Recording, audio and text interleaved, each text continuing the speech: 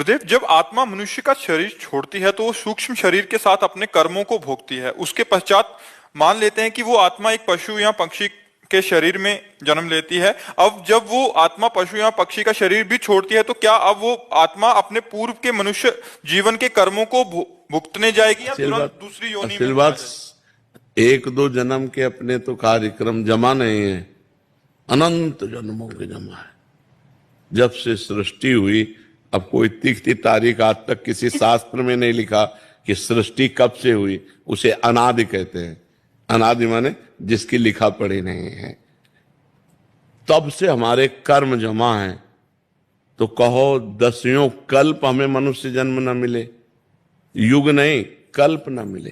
तभी तो कहा दुर्लभो मानुषो देहो, बड़ा दुर्लभ है मनुष्य शरीर। बड़े भाग मानुष तन पावा, सुर दुर्लभ सदग्रंथन गावा। 83,99,999 योनियों के बाद मनुष्य जन्म मिला है। जैसे सांप है, एक योनि है, लेकिन उसमें कितनी क्वालिटी है।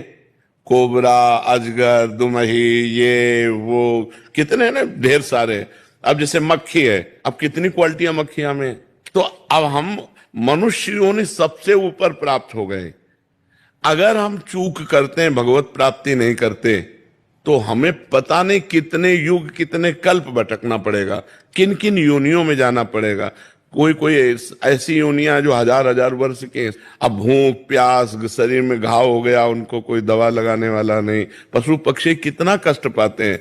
और देखो मुर्गा मुर्गी, गाय भैंसा बकरा लोग कैसे खाते हैं, जिंदा जला के, जिंदा भूंज के, कैसे सब क्या क्या दुर्गति जीव की होती है। इसलिए नाम जप करके इसी जन्म में भगवत प्राप्ति कर लिया जाए।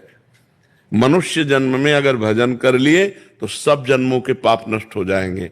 नाम संकीर्तनम यस्य सर्व पाप प्रणाशनम। भगवान का नाम कीर्तन जैसे करते राधा वल्लभ श्री हरिवंश, ये समस्त पापों को नष्ट कर देता है। अनंत जन्मों के जब पाप नष्ट हो जाएंगे और भगवान का साक्षात्कार हो जाएगा तो हमारा जन्मना मरना बंद हो जाएगा। नहीं तो ये हर योनि में भटकना पड़ेगा, पता नहीं कौन कौन सी योनि में जाना।